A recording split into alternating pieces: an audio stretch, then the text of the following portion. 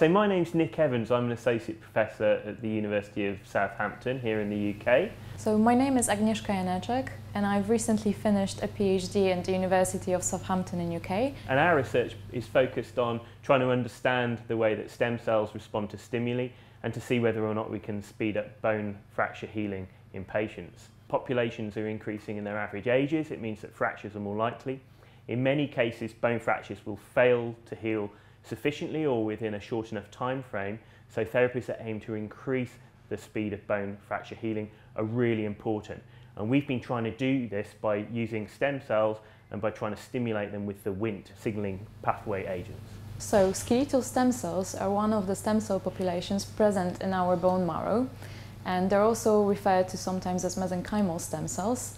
And these cells have the ability to form new bone tissue, and they're also responsible for healing fractures when a bone fracture occurs. For instance, if you have mutations which elevate Wnt signaling, you tend to get massive bone overgrowth. There are lots of genetic conditions which have that cause. It's also important in some of the stem cells that are present in bone tissue. As I said, there's lots of stem cells present in the bone. And it's thought that it may regulate the proliferation of these cells or their differentiation. And we thought that perhaps it was the timing, so the stage at which a stem cell or an osteoblast receive a Wnt signal, which is very important in how that particular cell responds to it. And obviously that's important therapeutically, because if you want to use Wnt stimulation to try and improve bone fracture healing, you have to know at what time to deliver it. So we work with the hypothesis that early transient stimulation of uncommitted cells could increase their proliferation and lead to their subsequent osteoblastic differentiation, whereas inappropriate stimulation could actually inhibit that process. So we've characterized bone marrow cell populations by FACS, and we've also measured the intrinsic marker, Wnt signaling marker levels in these populations after Wnt stimulation and without it. And what we've noticed is that skeletal stem cells have intrinsically elevated levels of Wnt signaling, and these cells are also responsive to Wnt stimulation.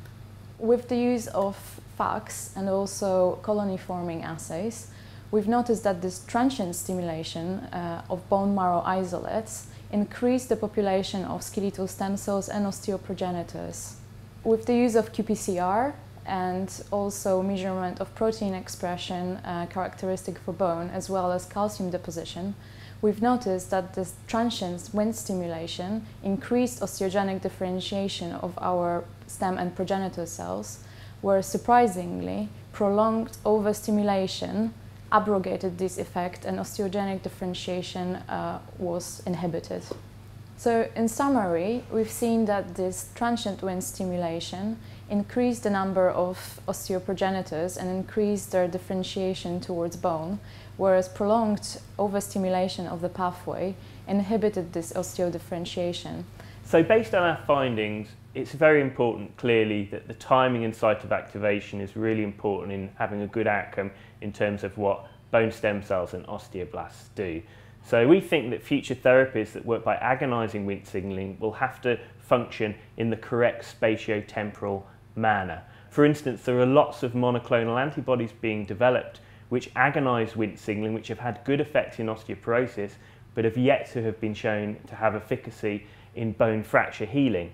So we think that approaches where you deliver compounds which elevate Wnt signaling will have to take into account that context. Bone fracture healing is a very complex series of overlapping events. Inappropriate Wnt stimulation at the wrong stage of fracture healing could have negative effects on fracture healing. So we think that a better understanding of when you stimulate Wnt signaling during fracture healing is very important for the development of these drugs, which eventually we hope to use in people in the clinic.